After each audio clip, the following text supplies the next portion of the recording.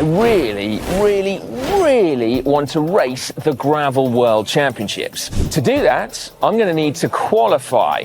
How? Race a Gravel World Series and finish in the top 25%. Can I do it? Gotta find out. I feel my heart rate going through the roof.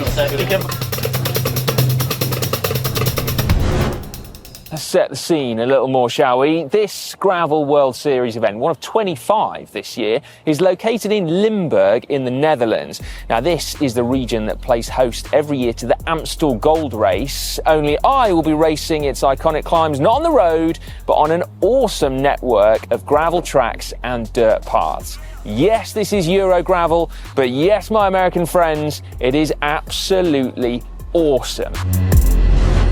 Before we go any further, I have two very big thank yous to Shimano and to Colnago for getting me here and giving me the latest and greatest gear. I've got GRX 12-speed Di2 mounted to a brand new Colnago G4X. This is like the gravel version of Tadej Pogacar's all-conquering V4 RS road bike. Now, neither are released yet as we're filming this, so I'm trying desperately to keep it under wraps. But let me tell you, it is not easy keeping people's eyes off a Colnago with top-of-the-range Shimano.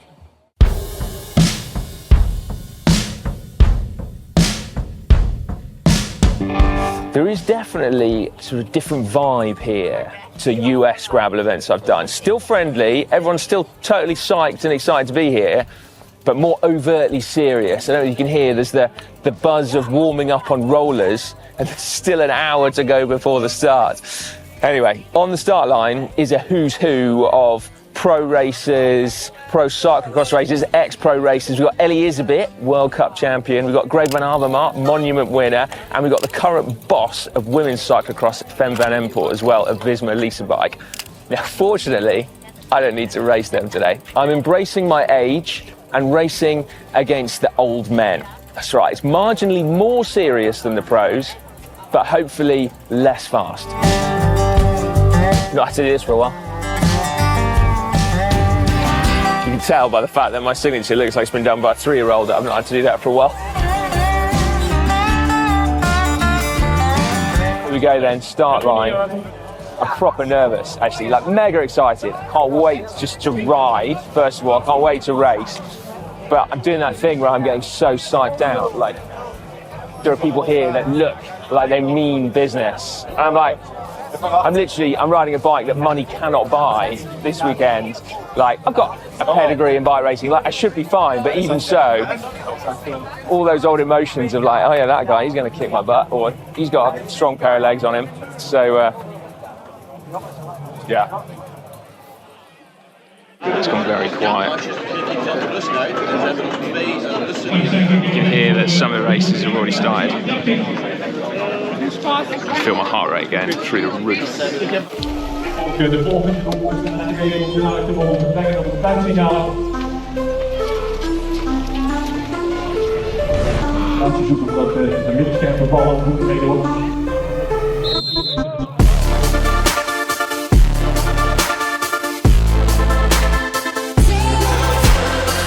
I've been waiting for things to ease up, and they haven't. It's full on. I'm currently 5th, but the 4 guys ahead of me, I couldn't hold. So, first 30 minutes we were riding together, but it was every man for himself in the crosswinds, and I just couldn't recover enough. So I got dropped on a climb. I've got newfound respect for Amstel Gold. But it's mental. If you're not diving through narrow, dank, wooded gravel, you're fine for survival in the crosswinds.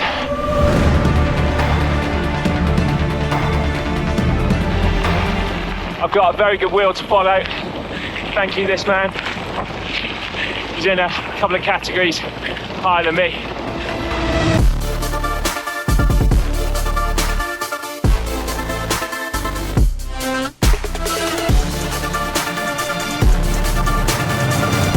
Things are getting really spicy now. Even getting sworn at in Dutch takes me back a bit. Whilst I'm chewing on my handlebars, about 20 kilometres in that direction, and no, you can't actually see any teeth marks in the handlebar tape, I thought I would very quickly talk you through my bike, seeing as both the frame set and the group set are completely new. So, Colnago have just released, well actually they haven't technically released it yet, but they will have done by the time you watch this G4X. It's the second gravel bike they've released this year. The C68 gravel though, very different beast, made in Italy with different type of carbon construction. It's like a modular construction, whereas this one is, as I mentioned, in the same vein as Tadej Pogacar's V4 RS, so it's a monocoque. So I can't actually tell you all that much about it, no weight, nothing like that. The geometry of it is ever so slightly different to the C68 in that it's been designed, Colnago say, to be ridden slightly more aggressively, which I think is fair to say it currently is. Now, the group set on here is the new GRX Di2 12-speed, long awaited. Technically, there's only 3 brand new components on here, the rear derailleur, the front derailleur, and the shifters. There's lots of exciting tech though going on there. So if you want to know a little bit more, we've got a first look on this whole group set over on GCN. So make sure you check that one out. Otherwise, I've fitted 45mm tyres in here. I think those are probably the biggest tyres in the whole race actually. But I wanted to have my bases covered. I wasn't in a position to be able to swap them out when I got here. And it's absolutely mint, basically. Right. Let's see how I'm getting on.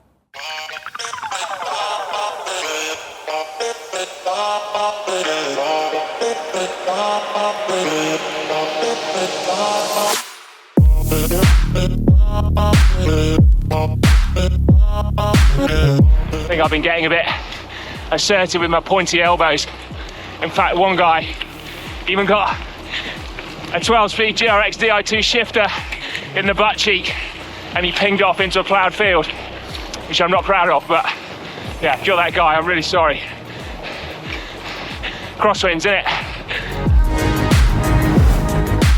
I'm having to what's called gutter snipe.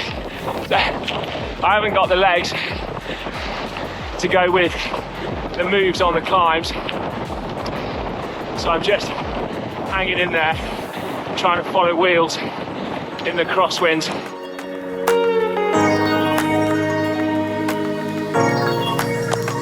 Two people have overtaken me, and I've overtaken one from my category. But it's starting to bite now.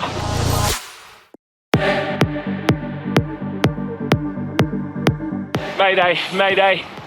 I just had a crash. Some guy just binned it on a corner in front of me and took me out. I'm okay, back up and running, but not what I needed.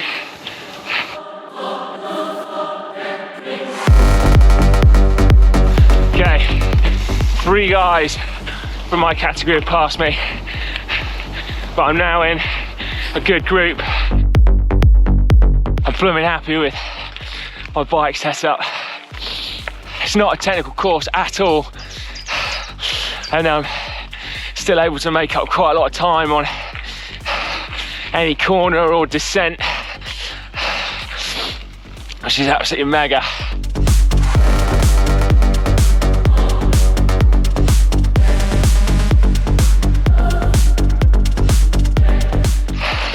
And I'm blooming glad I got the 2x GRX option, close ratio gears.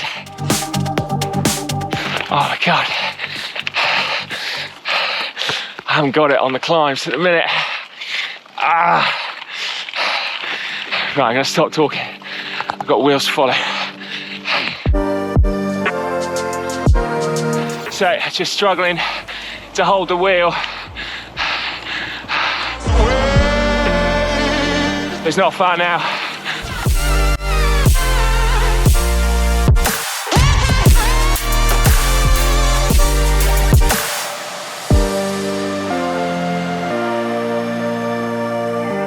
That was so hard.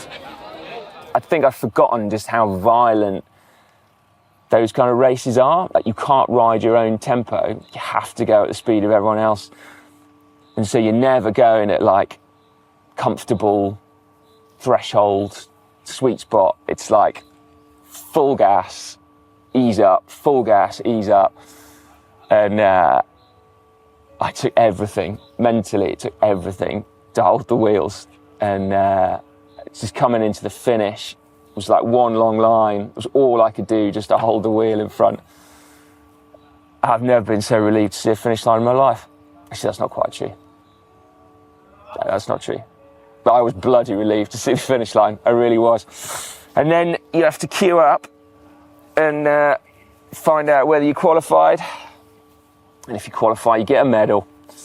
And there it is. It's quite a good medal, actually. And a patch. So, like, I can give that to the kids and then I can be trendy, sew it onto something. I mean, I've got nothing to sew it onto, but, you know, it's trendy. I'm absolutely chuffed to bits, actually. Like, I have done, like, a bit more training than I would have done. Took a few days off work to do some long rides. That's how committed I've been. And I can't wait to get training for this, to be honest with you. It's going to be an absolute riot. Thank you so much to Shimano and Colnago for getting me here, giving me an incredible bike to ride. Didn't miss a trip. Absolutely amazing. I can't wait to do a bit more gravel racing on it. I'm a lucky chap. Thanks for watching. If you've enjoyed it, give it a big thumbs up. I'm going for a nap.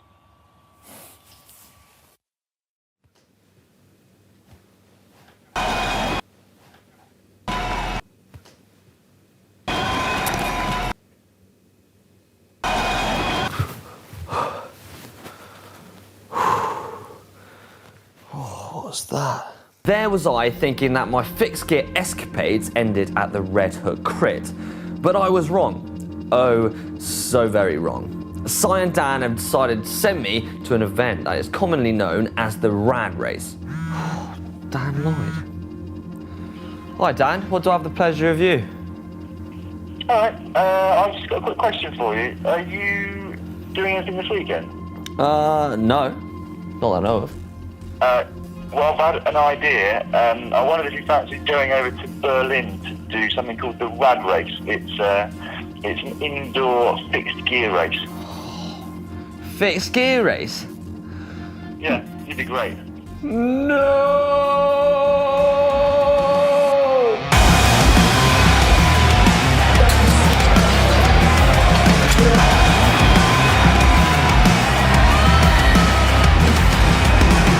Okay, well, I guess it's time to pack my bags and head to Berlin.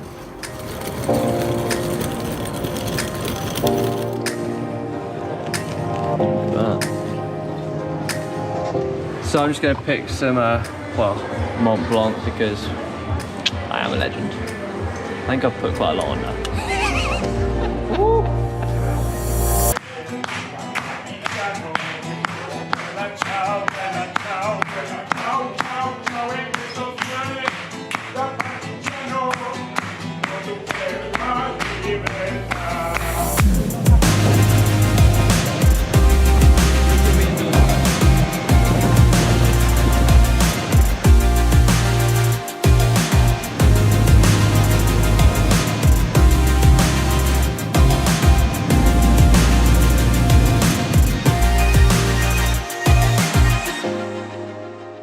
So now I've made it here, I should probably tell you what the Rad Race is all about.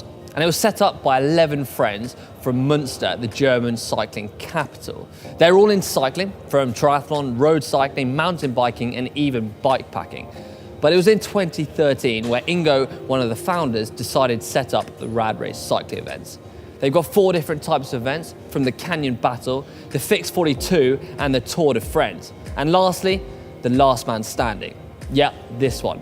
The one I'm going to compete in, and I'm pretty nervous. And I should probably mention, I'm also quite early. Guys, I am competing in the last man standing event. An event that involves racing around a go-kart track with a knockout style competition, with roughly 128 male and 40 female contestants, all ranging from amateur to trade teams. It's done on a first come, first served basis. They start in heats of 8 riders, and every second lap an elimination lap. That last rider is kicked out. Yes, you heard me right, the 4 riders through make it into the next round. In the final race, the last 8 riders compete against each other in the same format until only one is left standing. Oh, and yeah, it's fixed gear only. Oh, and plus, there's meant to be an off-the-charts after party, which sounds like fun. I wonder if Dan would turn up for that.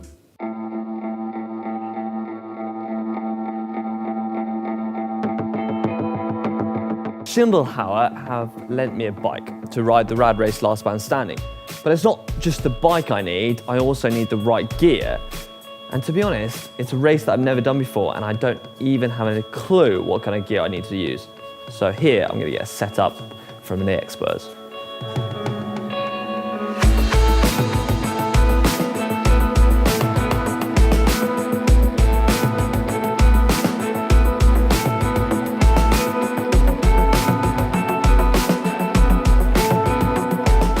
So I've just come out of the Schindelhauer HQ and they've kitted out this Schindelhauer Hector out with a 55 tooth on the front and a 22 on the back, which equates to a 47/19. I've gone for Conti tyres, a 23 on the front and a 25 on the back, Speedplay pedals, so hopefully I'm going to clip in as fast as possible. I've then gone for a 165 length crank, so also I won't be clipping on the corners because they're going to be tight corners. 43 width bars, a Physique Antares saddle, and then I've got GoPros on the bike so you all can see how I get on from my perspective. And last but not least, no brakes. It's fixed gear and there's no brakes. Mental.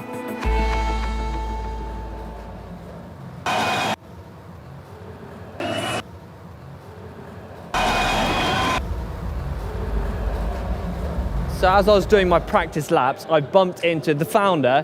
This is Ingo. He is basically responsible for setting up all the Rad Race races, and he's brought cycling to a go-kart track. I mean, mate, this is mental.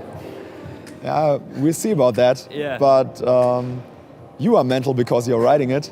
Well, that's true, yeah. Starting grid, it's going to be very crowded. 8 riders, elbow to elbow, just like usually in a sprint final. Yeah. So this we have on the starting line and grid. So you have to make sure to be the first or amongst the first that are around the first corner. I'm super excited. What can we kind of like expect later tonight? I mean, there's going to be a lot of energy, isn't there? Yeah, maybe you can just cut now to a scene later tonight. Yeah. And we're back here for the training. Nothing's happening. We're still doing a little bit of the build-up, set up all the cameras and everything's set up, but I think we're good. So riders are starting to get in. I mean, I'm feeling nervous now and I don't want to know what I'm going to feel later. But you know how it is. Once you hear the starting shot and you hear me scream, kick it, you're gonna kick it. We have 1,000 people, 2,000 people here in this arena. So you're riding into this wall of people with too much speed because you're so pumped with adrenaline. And then you have to slow it down here. And every second lap, the last rider is taken out of the race. Well, let's hope that's not me. Ingo, thank you so much for chatting to me, and I'll see you later, brother. Welcome. So the course is set up on a go-kart track with 7 left and 4 right turns, and a lot of hairpins. Now, I thought it was going to be difficult to do it on one of those, and now I'm doing it on one of these with no brakes. So I guess it's going to be all down to clipping in fast and then holding on. I best go and practice my clipping in. Yeah, a little bit boxed in. I guess I'm gonna have to ride that. So I picked up my race pack and I've got my numbers. So that goes on my jersey, number 111, and that goes on the bikes, that's my frame number. So I've also got my transponder here, so that makes sure there's no one missing laps. So as the warm-up's getting underway, I've grabbed Jonas, who's the team manager of the Rad Pack and the rider. He came in 3rd last year and has taken me out on a few laps. Can you give me 2 tips to try and get through qualifying? Because I'm bricking it, mate. Gotta be honest. Okay, first thing I would do is focus on the start. because at the starting line you want to get first around this corner, and then just feel the floor, feel the corners. It's like riding a motorbike, just dip in each side and then you get it. I could ride a motorbike. Whether or not I could ride this on a fixed gear with no brakes is another thing. Coming out to first hairpin, backing off the speed, back up, around this corner. That's where all the crashes happen. Building up speed around the back, backing right off into a tight hairpin, taking a really wide berth into that tight right-hander, and then it's out of the saddle if you want, into the home straight. Woo.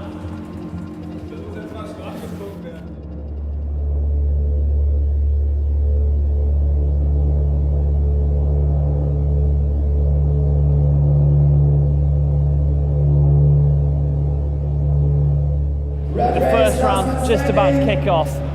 Oh.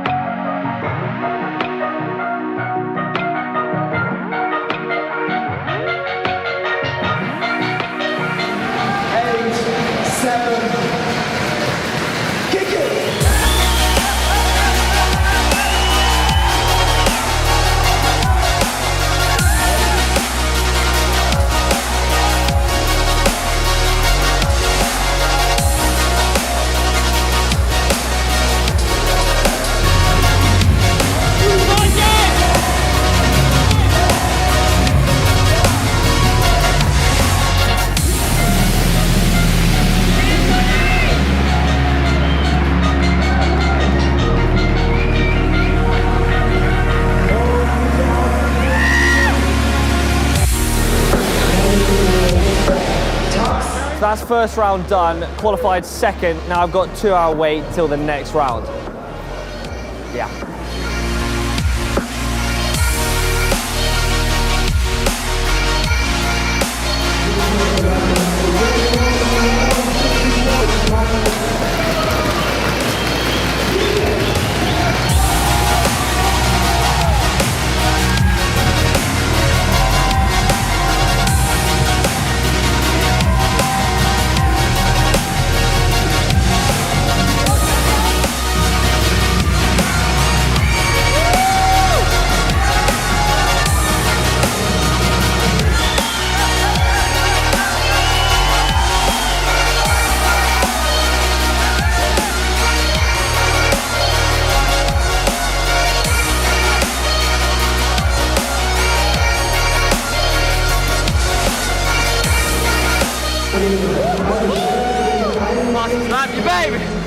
Right, that's the second qualifying done.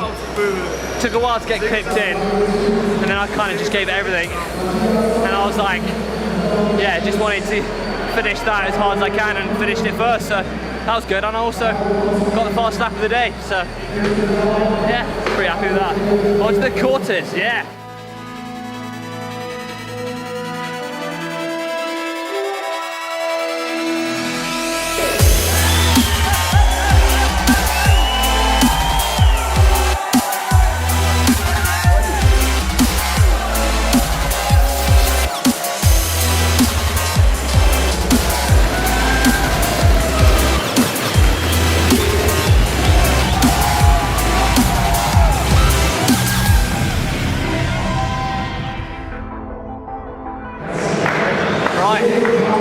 Only 2 rounds to go. Woo! And just sat in second wheel. Luckily I had a really good rider in front of me, so I was just following his lines, but it took me a while to, you know, get into the rhythm. But once I was in the rhythm, it felt good. 2 more rounds to go.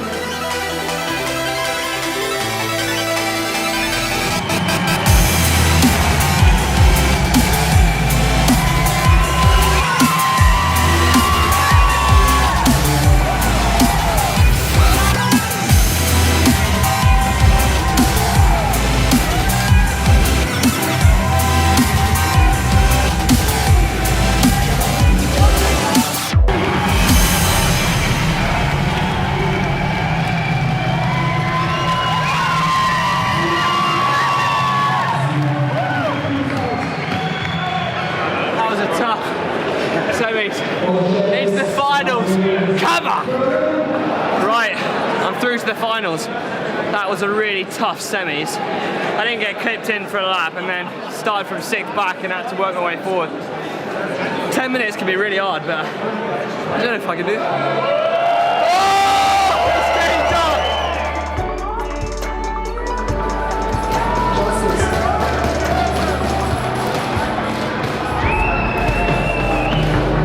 This is the final race for tonight.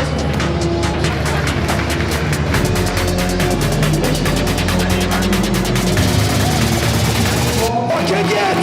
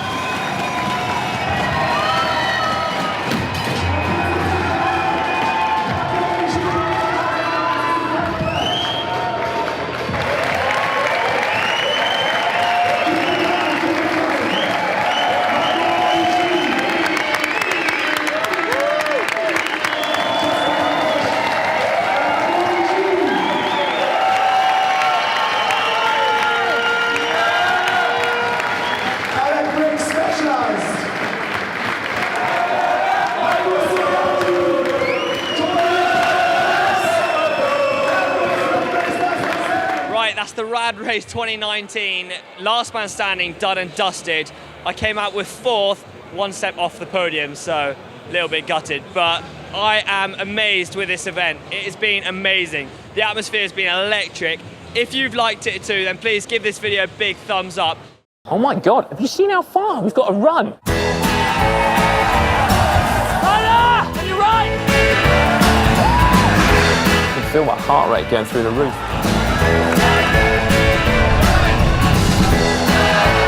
Go, go, go!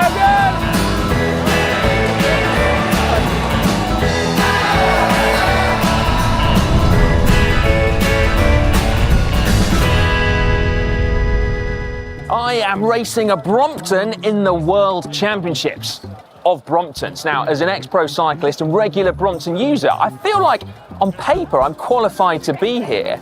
But the question is, am I fast enough on the bike? And crucially, am I fast enough unfolding the bike? Plus, who are all these people doing the Brompton World Championships? And lastly, seeing as Lycra is banned, what do I even wear? Tweed jacket. That's what. Now, the Brompton is the star of city streets. It's the king of commuting, and it's probably not the bike you think of when it comes to racing, let alone a World Championships. But yet here we are in the heart of London at the very cool King's Cross development, literally just down the road from where the very first Brompton was born, and actually not far away from where they are still made today. Over the course of this day, 500 Brompton riders are going to be trying to qualify for a place in the grand final. But first of all, I don't think I actually know exactly what a Brompton race even involves. So Siri, you are the event manager here, you run all of this. Yeah. Can you talk me through what a Brompton race actually is? What does it involve? Yes, so the Brompton World Championships are unlike any other bike race you're going to be a part of. Okay. So they start in a Le Mans style, so your Brompton is apart from you, folded up on the track, and before you can even start racing around the track, you have to race to unfold your bike. Okay. And then here, this year at So King's... there's running involved? There's a little bit of running. It's God, yeah, okay, all right. little bit. Okay. And then once you've done that, here this year at King's Cross, we've got an urban circuit, so it's 1 kilometer, 5 times around. And if you're one of the first 5 over that finish line, then you automatically qualify for our final, Okay. which is the exact same setup. You still have to unfold your bike at first, but then it's 10 laps around. Okay, so just top 5 qualify. Yes. Wow, okay. Yes. Come to watch a heat to just to see how it goes down. Oh my God, have you seen how far we've got to run? That's like a legitimate running race for me. God, I can feel my heart rate going through the roof.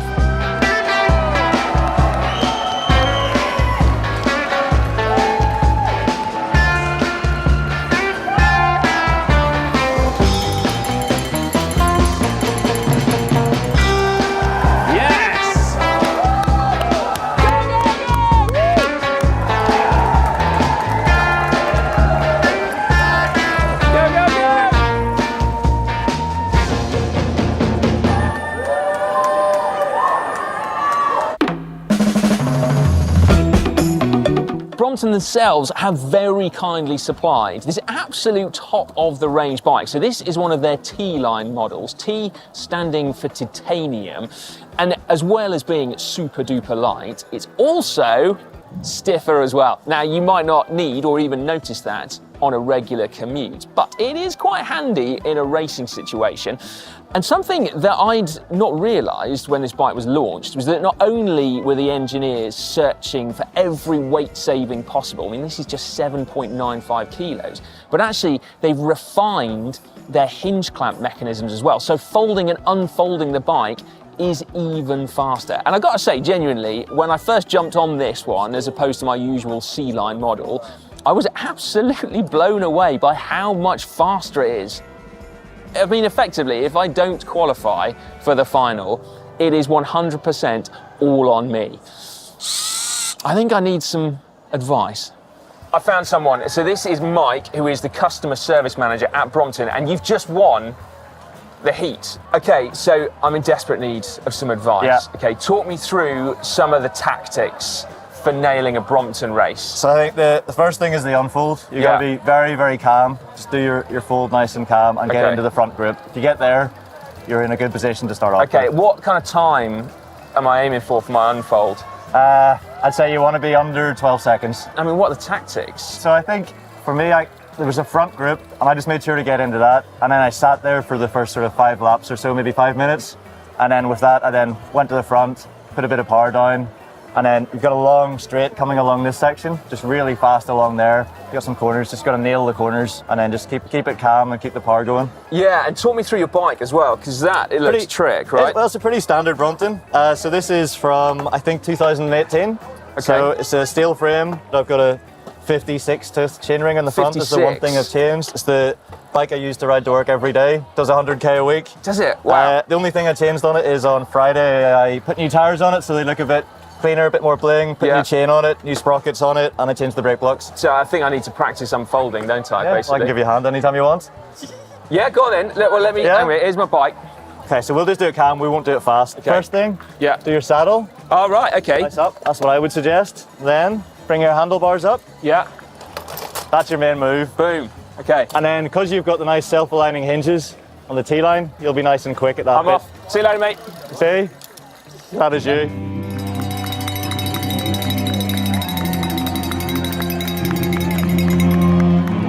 I've been thinking I'm going to try and rack my bike sort of midway through on the right so I can jump on it quickly, cyclocross start. And that means basically I won't have to run quite as far, but I also then, hopefully if I make a quick getaway, won't get stuck in traffic as well. Yeah, adrenaline is high, I'm not going to lie. Find this heats format. It's very bad for my anxiety. It's too many races under the belt, so all of the emotions just come back. So, yeah, wish me luck, guys. Put your bikes on the right or the left-hand side. Good atmosphere, bloody hell. It's like being a gladiator. Hold your bike, just head back down to the ramp, please now.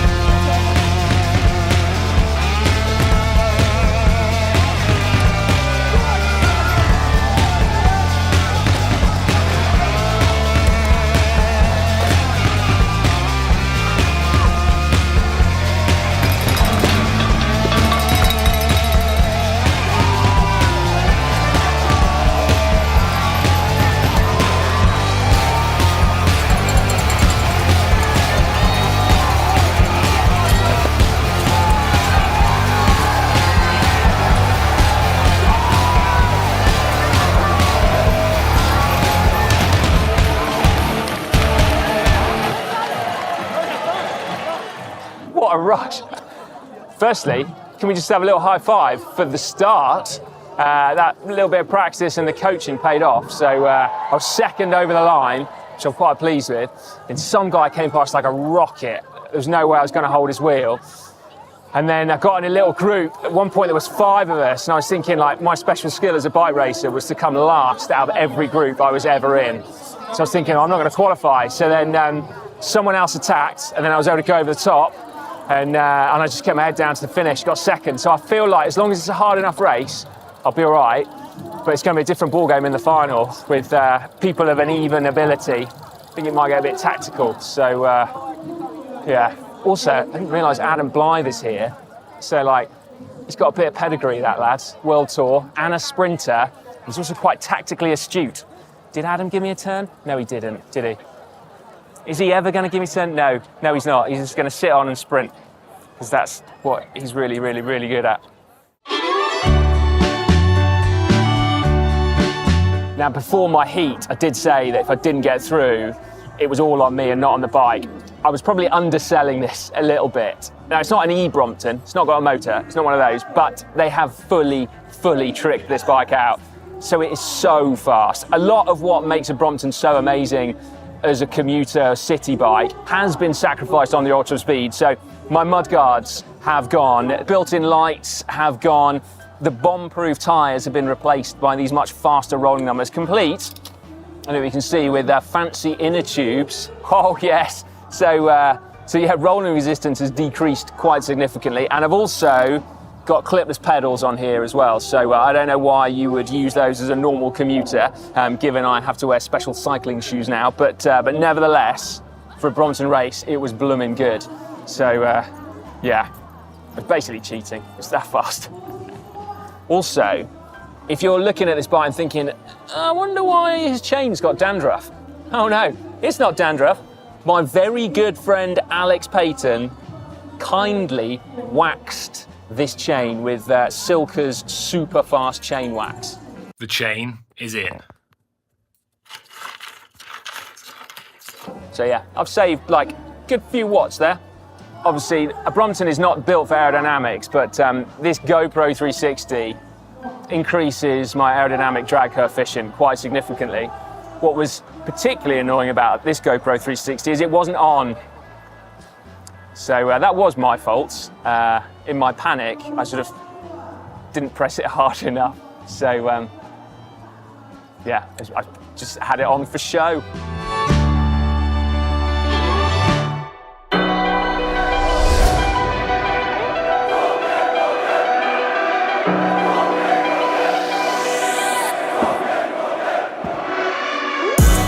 Final countdown then for the big one. It's actually 10 laps this time, so a little bit less emphasis on the unfold. My main concern actually is my nutrition strategy. I miss lunch, and I'm not very good if I don't have lunch. So that's if I blow on an 8-kilometre race, that's why.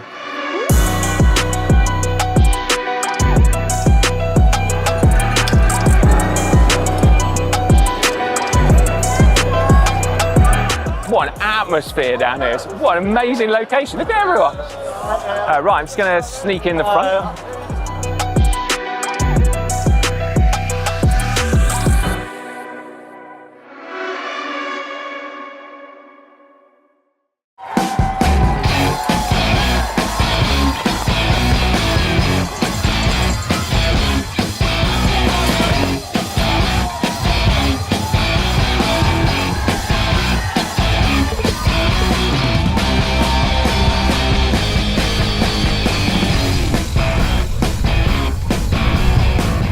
Good start, plenty of wheels to follow.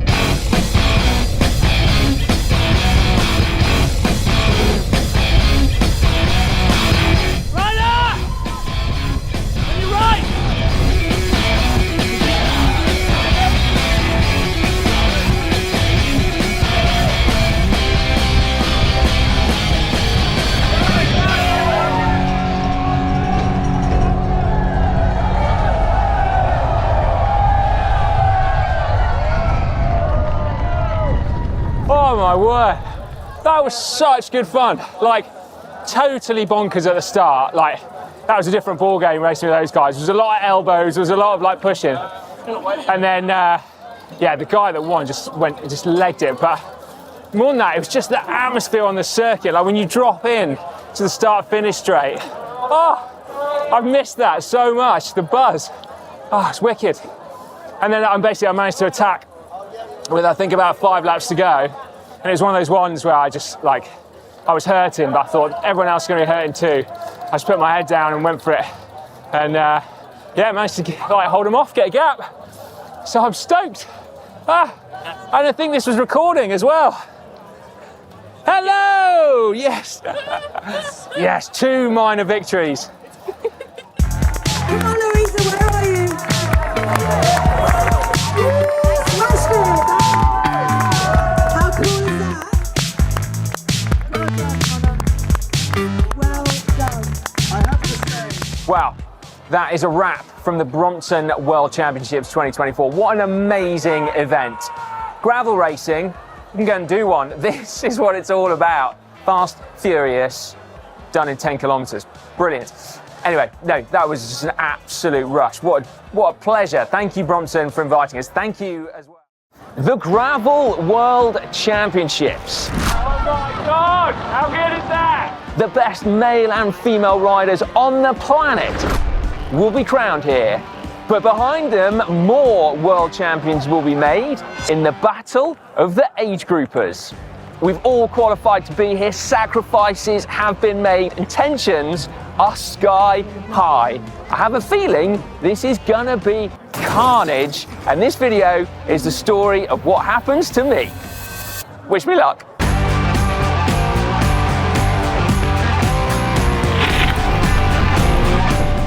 My legs are cooked already. It's been dropped for the first time.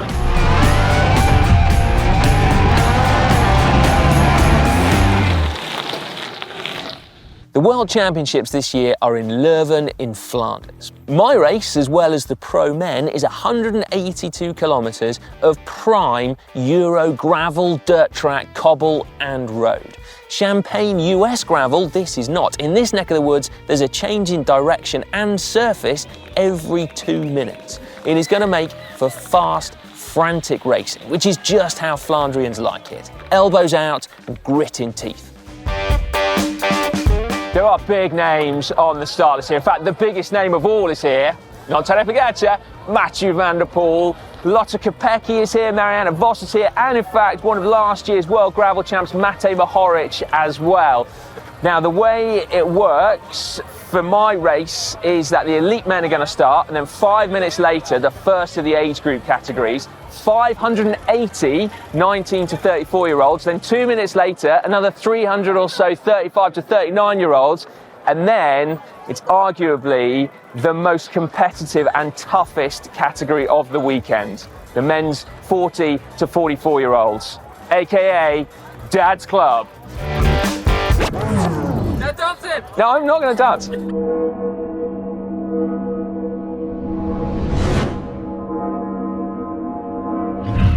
Unlike most age group athletes, I should say that I have been fortunate enough to have the support of both Shimano and Colnago to get here. They've made this whole thing possible. Plus, Precision Fuel and Hydration have even loaned me Johnny to help out in the feed zones. Thank you, Johnny. However, I do feel like I've had a proper age group experience, which is to say that it's about more than the race itself. It's about the whole trip, which, as I've now learned, does bring with it certain challenges, like actually having to look after yourself. So we just had our car towed. It's the day before the race and we're at the finish, and turns out you couldn't park where we parked, which is a problem because it's our car. It's also got my wheels in it and my number and my transponder, and we don't know where it's gone. Second phone call to the police. Still can't find the car. They are very nice and very helpful. I just can't help but think that this is like the race-winning move, just being like walked out of my legs right now. I could have won. I could have won! Car found, and with daylight fading fast, it was time to head to our accommodation, where fortunately we were being looked after, and very well too, having been invited to join the Colnago-sponsored athletes in a castle. Because of course they have a castle, they're Colnago.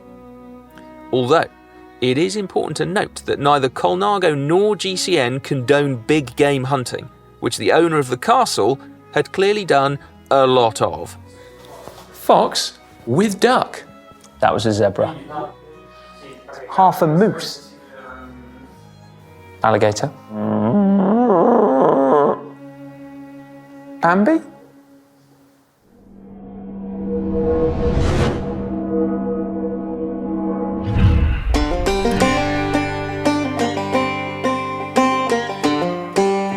There are thousands of people racing this weekend, and I think there's going to be about 1,500 today, most of whom have been lining up since the early hours of the morning. There's a guy there wrapped in a blanket. In fact, surprised we didn't sleep here, but I've sort of played it cool, in inverted commas, so I'm going to be lining up somewhere near the back. I've done the maths, and I reckon there'll be about 1,200 people on the course in front of me within about 10 minutes. I've basically got no chance of catching the front of the elite guys. There's no way I can overtake that many people.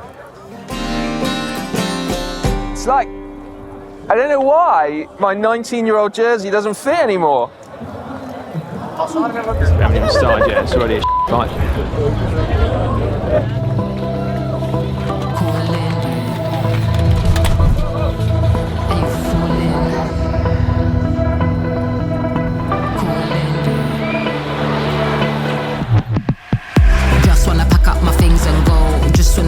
Just wanna zone, just wanna flow, just wanna hang with the gang, but sometimes chill on my own. Just wanna do me, just wanna doze, just wanna live and see how it goes. And the goals just keep on going, yeah. This life we live is a roll.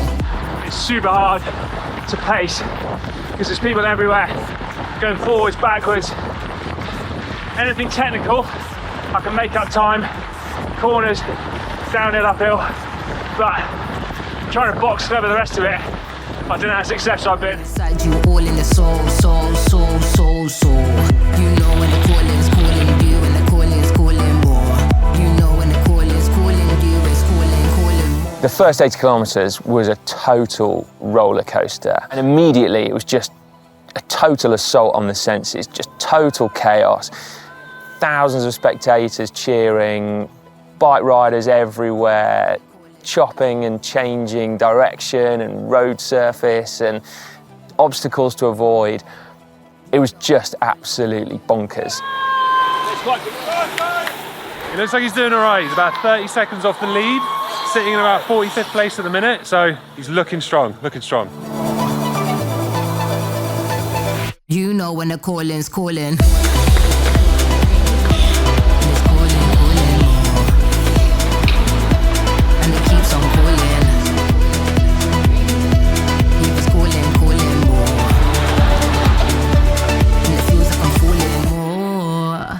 Bit concerned about the state of the legs, but just going to keep eating and drinking and enjoying.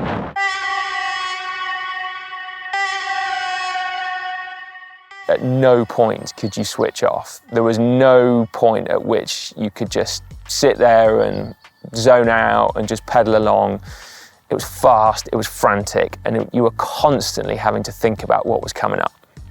The race did settle down after a little while though, and it was when we hit some anonymous Belgian berg that I started to sort of feel like a little bit of a twinge of fatigue in my legs.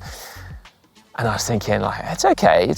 I mean, we've probably done like 45, 50 kilometres by now. And I flicked pages on my Wahoo, and it said 25 kilometres ridden.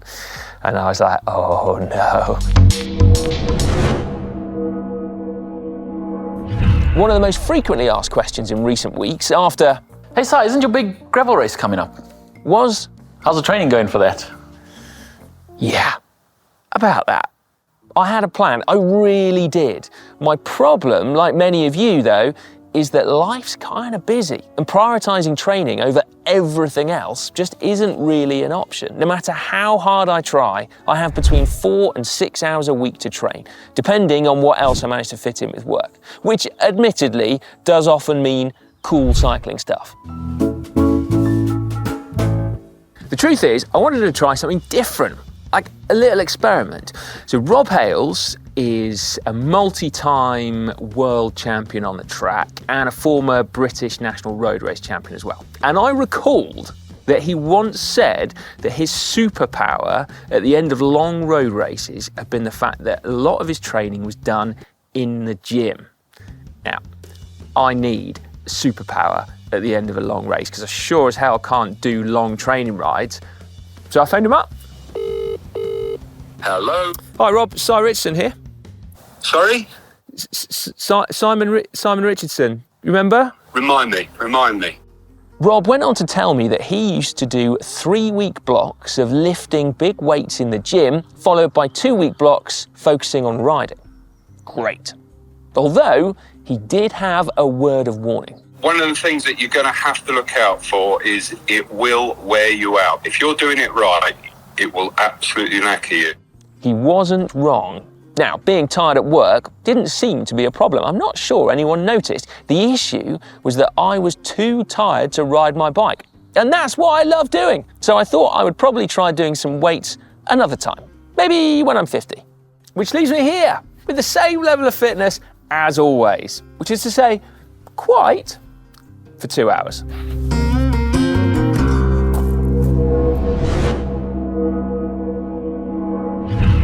Seeing as I'm not exactly at my peak, I figured I'd try to do my best in other areas, like wearing aero stockings. Ha! No, not aero stockings. I did shave my legs though, and I got all the nutrition I could lay my hands on. And plus, of course, there's the bike.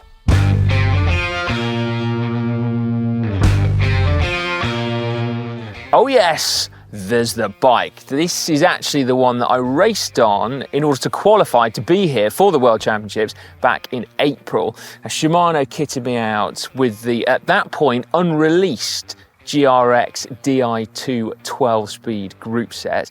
You can see I've got double chainring set up here. That was perfect for the high speeds that even I was managing to achieve. It's paired with that close ratio 12-speed cassette at the back. Now, most of the elite riders that I've spotted here are running Dura-Ace chain sets, which have a power meter or can do, and also, crucially, have bigger chain rings on as well, something that I don't feel like I really need.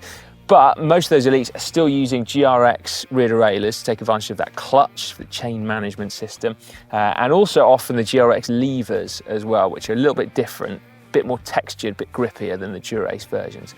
Now you can see that this is all hung on a Colnago G4X frame set. Now this also, when I raced it last, was unreleased, so it was just as well that Colnago gave me this stealth yellow one, so nobody would notice.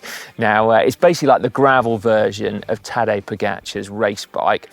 Were he here, that's what he would be on. In fact, one of his UAE Team Emirates teammates, Isaac Del Toro, is here and is on a very nice looking green version of that one.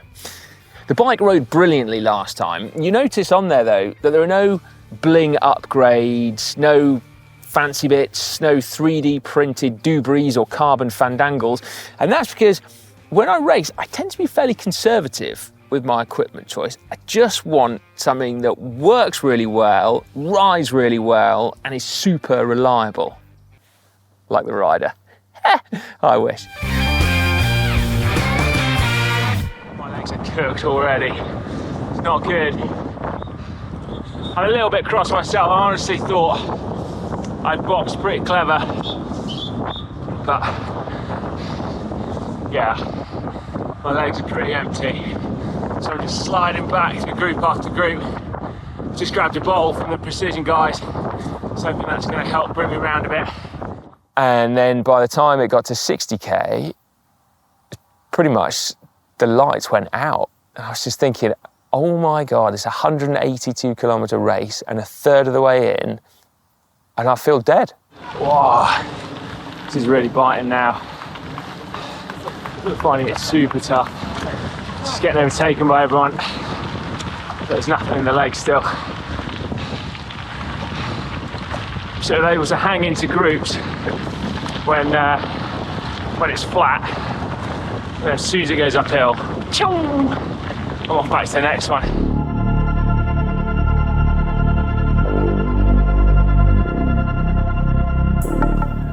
While I was in my very dark place at about 110 kilometres and I was questioning my life choices, thinking how much it sucked to be a GCN presenter. Told you, it was a dark place.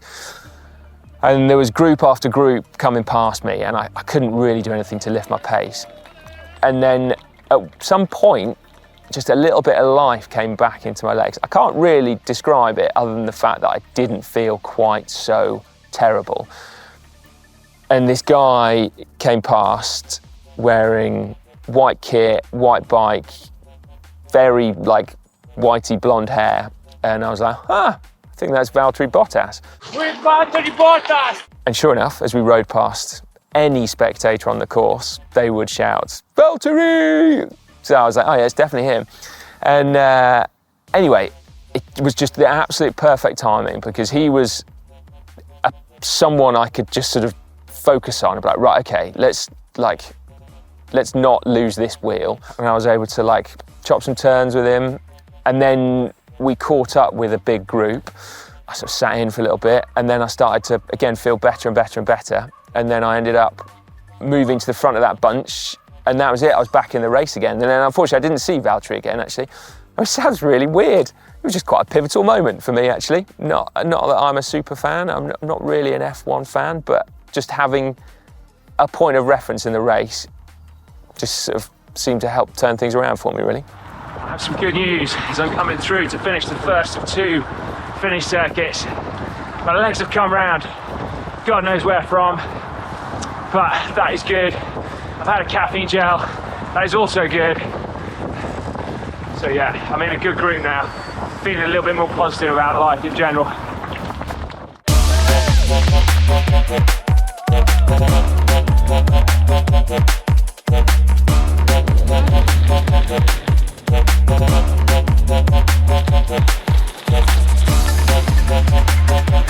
So we're just checking in on where Cy is currently.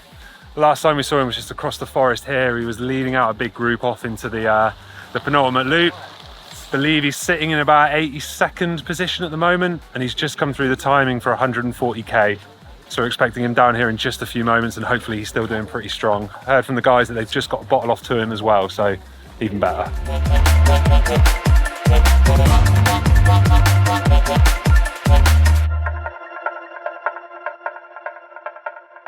As I came in to Leuven to start the final lap of the finish circuit, it was a world away from how I'd felt the previous time through. There's this little cobbled kicker in the town and I'd had to drop it into the little chainring and just grovel up it the first time in. The second time in, I was in the big ring, out the saddle, like loving life. I mean, I literally, it's not very often in a bike race where you can be at your lowest ebb thinking that you're not going to be able to finish and then to suddenly be okay again. But that's what it was.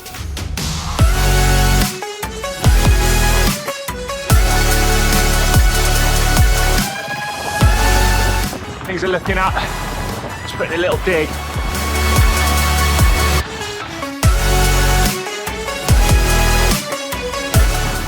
My legs are a hell of a lot better than they were.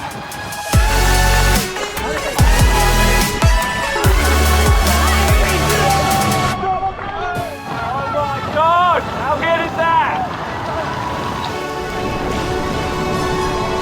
I've just finished on an absolute high, like just racing flat out into Leuven, tacking up little climbs.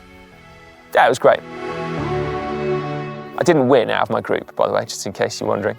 I think when I look behind, I think at one point there was about 30 of us, and I think I was like, I don't know, would have been 5th out of that lot. So yeah, not exactly my finest result in any way, shape or form, however you want to cut it, but it didn't really matter. That wasn't what I was there for. Oh God, just finished. Just absolutely wild. I don't think I've ever done anything like it. So my final result in, don't forget, the most competitive race category of the entire weekend, men's 40 to 44-year-olds, was 76th out of 200 and something. So it's not a result I am proud of, in the sense that, like, yeah, I don't feel proud to have come 76th, basically. But that doesn't matter really, because when I set out at the start, I didn't have a finished position in mind, because I feel like there were so many variables. I didn't want to have the whole experience hinging on a fairly meaningless position for me. So actually what I set out to do was to, it's really cliched, but enjoy it, which is not something that I often do in the heat of races, and to finish strongly and not on my knees. So the winner of my category finished in 5 hours and 11 minutes. So still some way short of Matthew van der Poel's time. I think it would have placed him 130th in the men's elite. So not terrible. There were actually a few ex-pros in the mix, I noticed. My time was 5 hours 34 minutes, so a long way down, really. Inevitably, after a race like that, there are always the kind of what ifs. And I did sort of have a little, what if I'd not had that bad patch where I thought I was going to not just retire from the race, but retire from cycling and possibly from GCN as well. But there wasn't anything I could do about it, really, I don't think. It was what it was. So yeah, whilst I'm not proud of my result, I'm very happy with my entire race.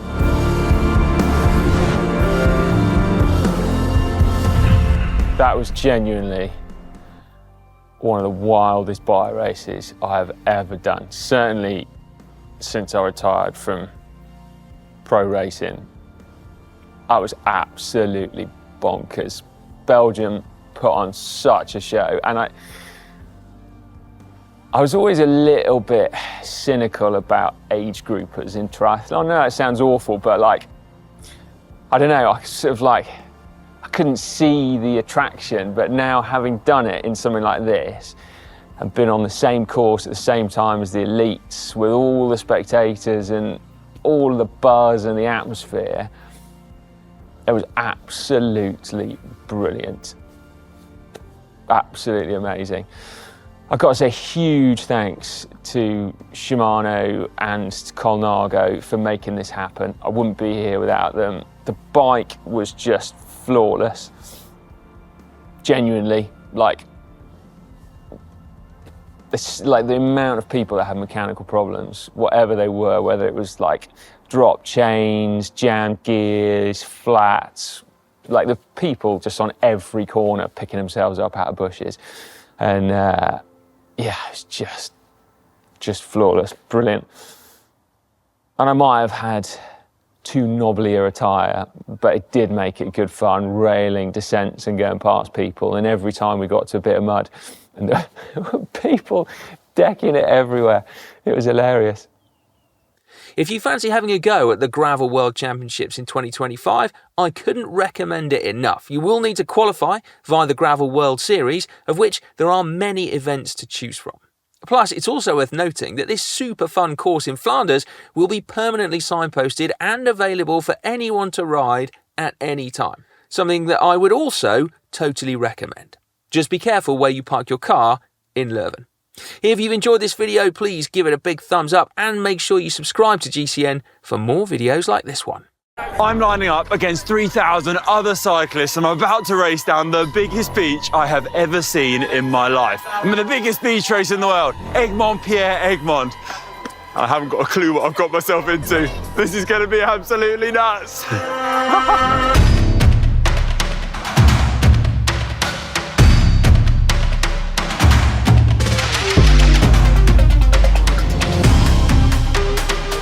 4,000 people riding on the beach in winter with a lot of wind and cold temperatures. You didn't come here to build sandcastles! You came here to win!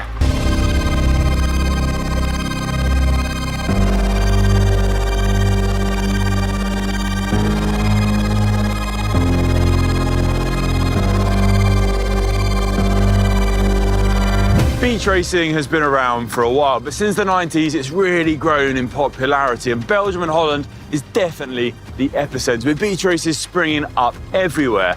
But the race I'm doing today, Egmond-Pier-Egmond, is considered perhaps the biggest of them all. I'm told the racing is fierce and chaotic, with crazy winds, super soft sand to navigate, and a massively wide road to race on, plus a peloton of 3,000 other riders. Perfect ingredients for an epic bike race. The race itself is 38 kilometers long, beginning in Egmond aan Zee and running 19 kilometers south along the beach before turning around to finish back at the start. Considering my bike handling skills have at times left something to be desired here at GCN, I thought it would be a good idea to get a bit of practice in on the sand first thing in the morning.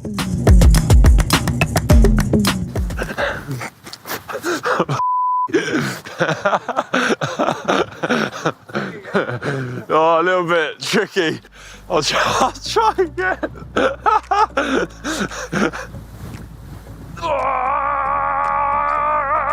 Jeepers. So hard getting through the sand. I'm glad I'm practicing now because I'm absolutely useless at it. It's literally like riding for a swimming pool. I need to go full gas. Otherwise, I've got 1,000 other cyclists coming into my rear end. Doesn't sound that appetizing. Woohoo! I'm on the beach. Quite happy about that. I started to worry there. I'll be stuck on the side of the beach for the whole race. It's so soft though. And there's loads of tyre tracks, so if you go slow or you don't put the power down, you just slide out big time. It's like a dive bomb to that hard sand. Third time lucky on my own, but there's gonna be thousands of other cyclists all around me when we hit this in a few hours' time. Heart's just started beating. What have I let myself in for?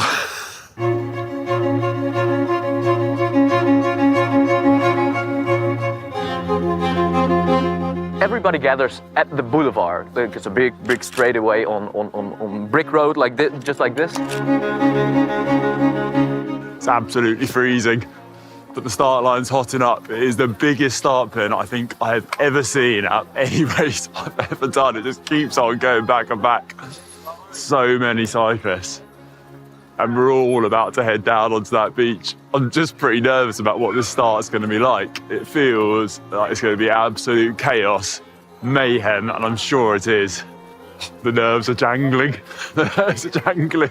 I'm starting to think I should have been better off in a nice warm sofa on the weekend, but that's just the pre-race nerves. Got to make the most of them. I think there's only one thing to do in this, and that is absolutely just send it.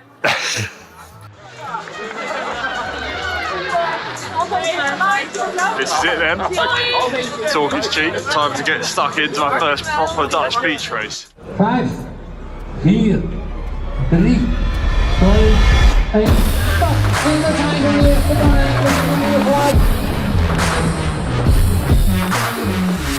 Sharp right turn, everybody crashes. It's wet and it's slippery. Go really slow.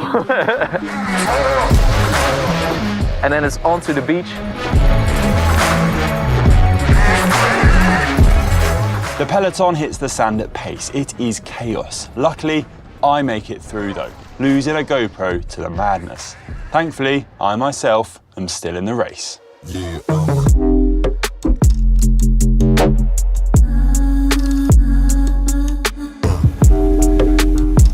So, started off in the second echelon, just about off the beach, 12k in, absolutely savage.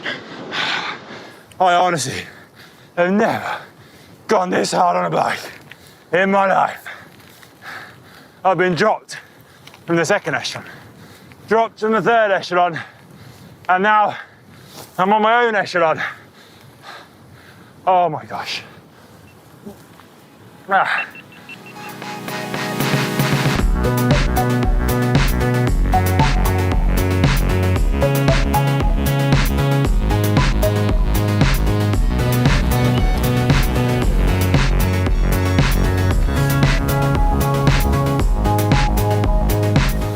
sand is so soft. Don't underestimate riding on sand. Sand is, especially beach sand, sand is really hard to ride. Absolute chaos. The echelons are going on the side and it's getting worse and worse and worse, the beach. So if you're not in the front, you get really thick sand. So then it breaks and you need to go to another one. And if it happens too much, you go to the back. Ah, I'm in the soft sand! Ah! Echelons right away, so your position is everything. You have to be in the front, and if you have loads of experience with riding an echelon. This has been absolutely savage. I got dropped from the first echelon, dropped from the second echelon, dropped from the third group, felt pretty good in the fourth group, got dropped from that as well. Now I'm about to be caught by the fifth group, and I'll probably be dropped by them as well. I basically feel like I've been kicked repeatedly in the balls by a massive Dutch giant who takes no mercy. If you put my legs on a barbecue now, you have a good bit of steak with them, because they're absolutely fried. Just add a bit of pepper, some eggs, and maybe a dollop of mayonnaise on the side. Right, time to take on this fifth group for all of 10 seconds. Ah, come on, Conor. You big Irish giant. You didn't come here to build sandcastles. You came here to win. Right, all right, slot into this echelon. Please don't drop me, please don't drop me, please don't drop me, please don't drop me. Please don't drop me. Hello! Whilst I suffer on the sand, I thought now would be a good time to dig into the bike I'm riding and why those around me seem to be on slightly different machines.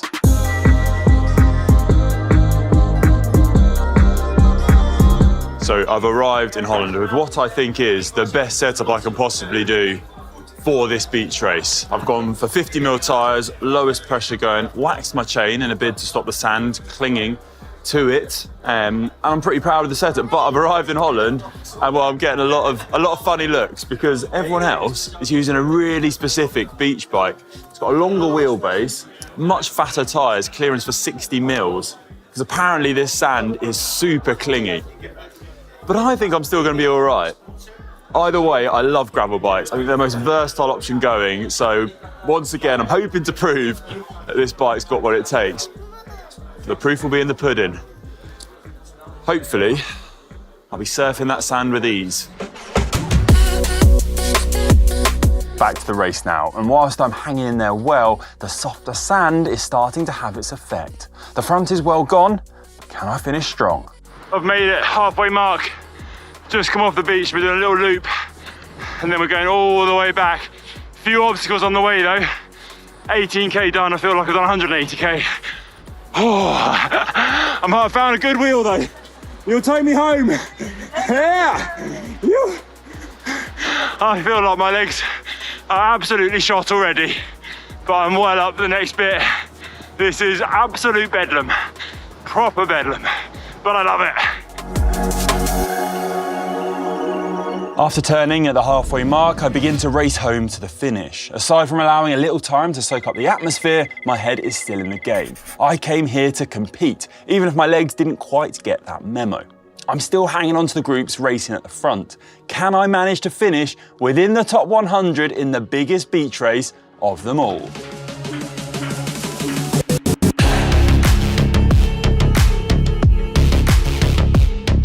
Off the beach. Everything's screaming.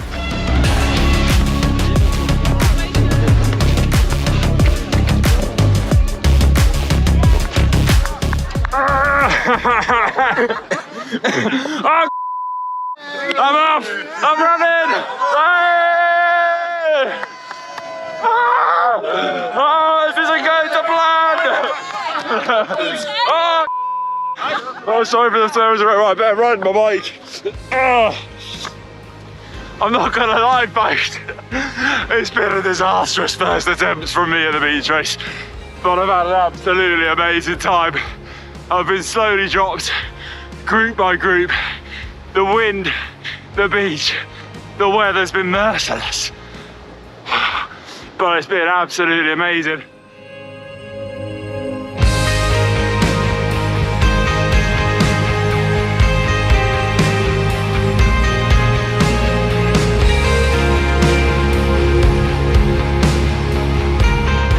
This is it now, 1K to go. Final sprint up the beach, and then we've got the finish line. I'm gonna try and hang on to this group I found myself in.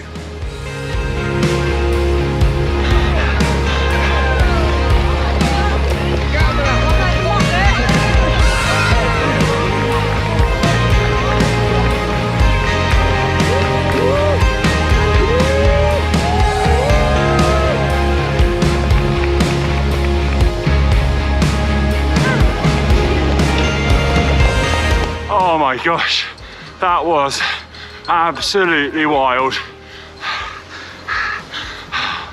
Enjoy the finish line now. 200 meters to go.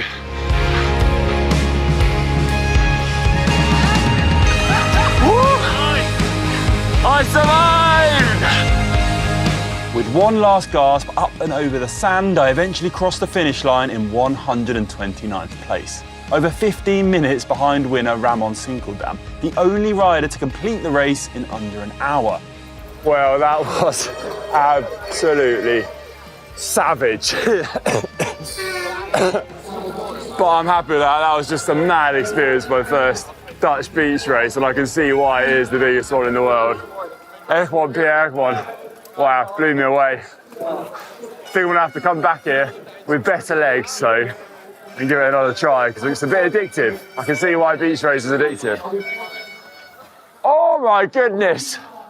As a cyclist, when you get to the age of 35, a whole new world opens up.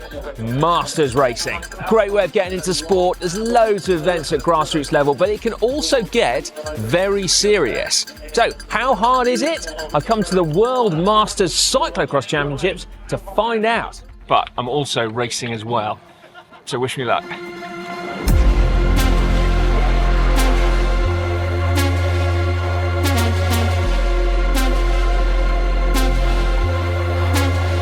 has he got the power to ride away from everybody else? The man from GCN, can he make it count?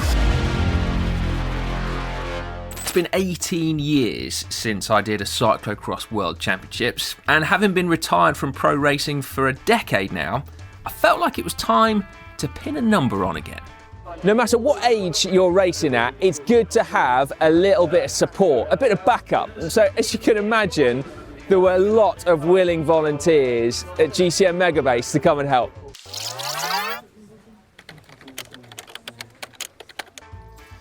Hey, so who wants to come to the World Masters Cyclocross Champs this weekend and be part of my pit crew?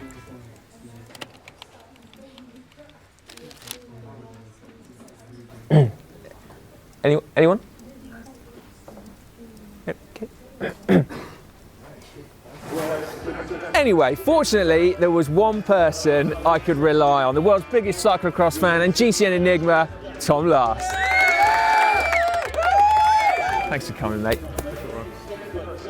Unlike World Championships for juniors and elites, the selection criteria for Masters World Championships are very different. Sometimes it's still really selective, like for Ironman, for example, but here it's much more relaxed. I've just sent an entry form in and, well,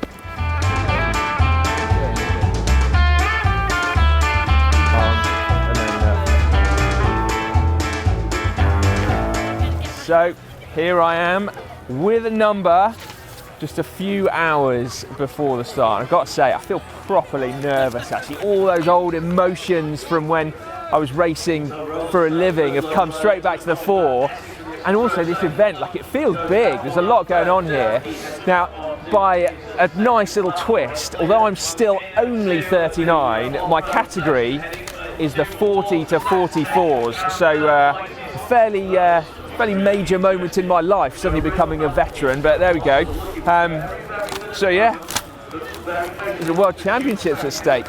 God, I've got no expectations for a result, really, but there's a lot to get excited about. Anyway, I better go get myself sorted. Is that Tom queuing for Chip?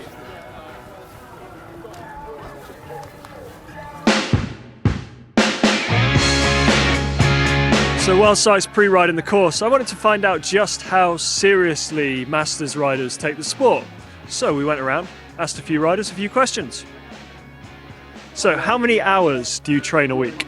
Well, currently I train about between 8 and 10 hours. I've got some young kids at the moment, so I used to train about 12, 14 hours, but I'm down to about 8 or 10 hours a week at the moment.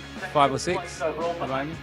Oh, Kai, you're catching me out with that. I'm using Trainer Road, so I'll probably do 10 hours a week. 4 hours off-road every week, and I'll train more technical and effort-based, yeah.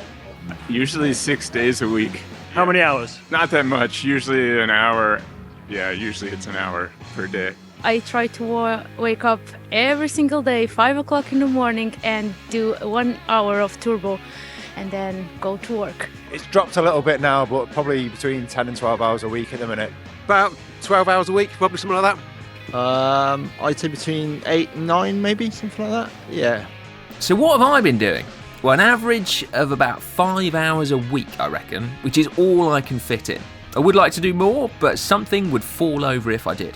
Most Masters racers will be similar, I guess. Having a life outside of cycling, jobs and families mean that training gets squeezed in at odd times and in strange places. I entered Masters Worlds about 9 weeks ago, so it didn't leave me long to prepare for it.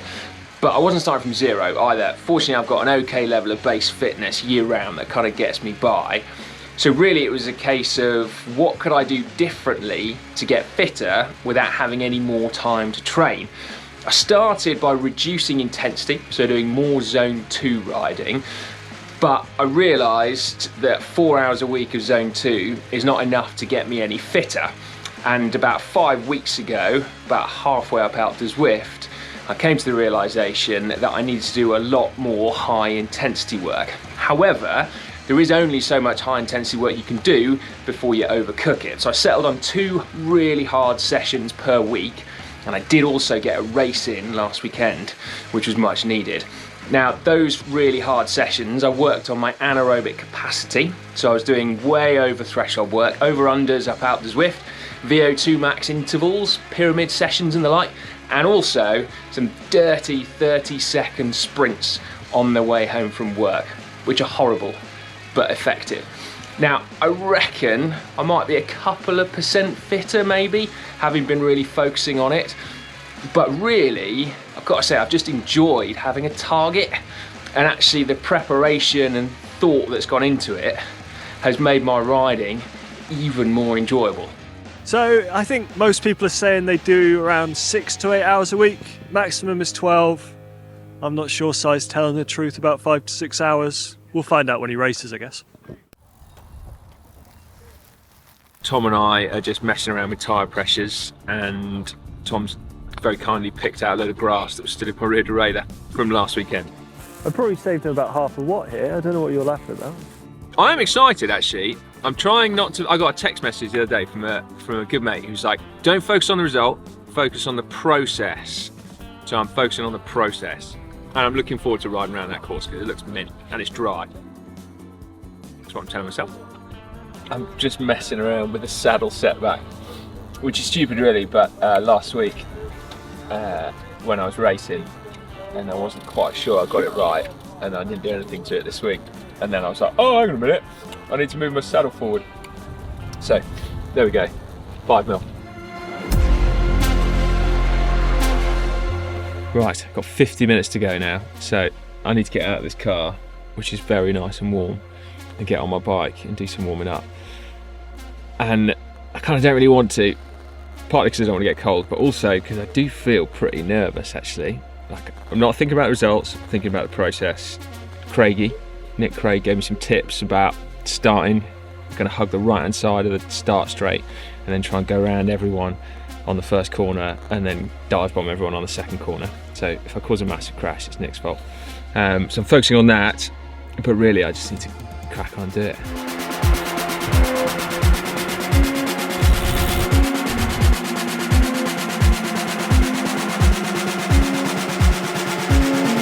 You ever done pit crew before? What? You ever done pit crew before? No, I've only ever done it once, and it was for you at that time. So.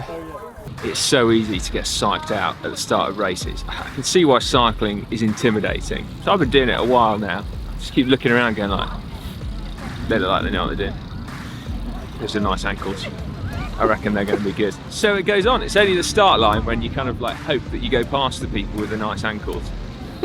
But anyway, we'll see. I'm just going to hide behind my oversized sunglasses. Hopefully intimidate some people myself.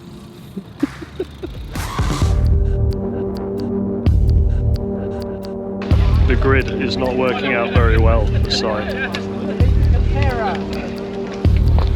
Ryan Mackin. Okay, cheers. Cheers.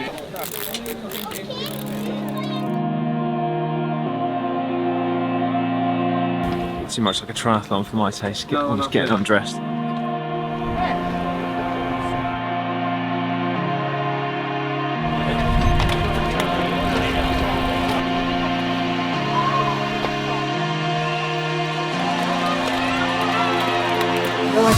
Early, they're going to be led by the rider who's got the number 3 place there forward.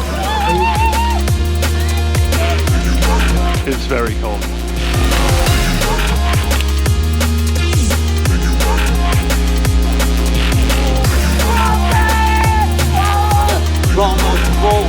Oh no, Cy's way up at the front.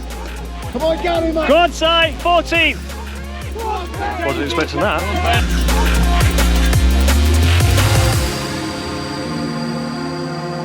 This is the bike that Cy is going to be riding at the World Masters Cyclocross Championships, and he couldn't really be doing much better. It's the same frame and forks that Mathieu van der Poel rides. This bike probably isn't going to be going as fast as Van der Poel, but that's not the bike's fault, that's Cy's fault. It's a Canyon In-Flight CF SLX. He's riding SRAM, he's got one by, and he's got a power meter, so we can look forward to seeing the numbers and just seeing how much he actually was suffering during the race afterwards. Like many cyclocross riders, Cy has a spare bike. However, his spare bike is quite different. He is on a Canyon Grizzle. It has Shimano instead of SRAM, so if he does change bikes, he's going to have to get used to a different way of changing gears. This bike is 1x, his spare bike is 2x. A few differences. It shouldn't be too much of a disadvantage though, because it's still a great bike and it's dry, so he probably won't be changing bikes. His main disadvantage is that I'm in the pits. Go on, Cy, 10th, about 30 seconds off the lead. I think I got both those about right. Could be wrong.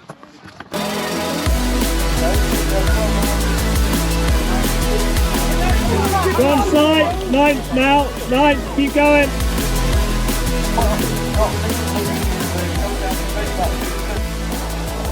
Go on, Cy, 7th, keep it going, keep it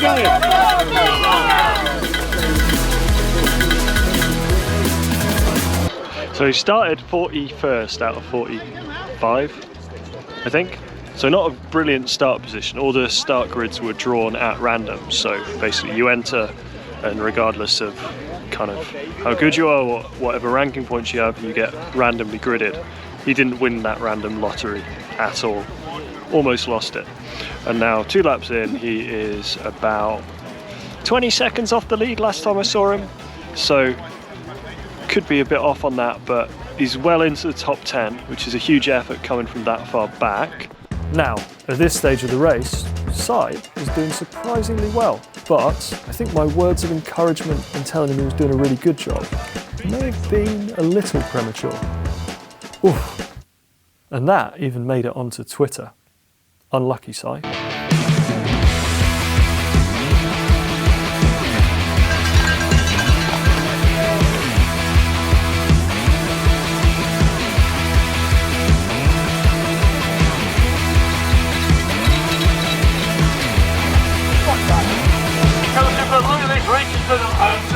On the tarmac, leading that grid through, the question is, will he make it stick? He's getting older like we all are.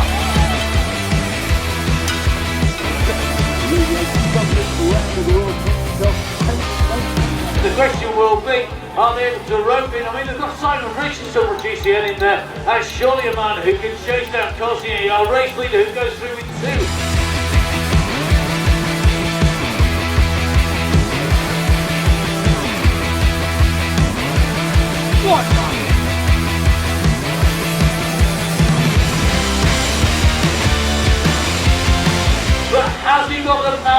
to ride away from everybody else. The man from GCN, can he make it count? Well, he's not going to have another couple with the floor. He can't leave his bike behind in the barriers. We've seen a lot from him. He's trying every technique in the book, including running without the bike. Let's see if he can nail it.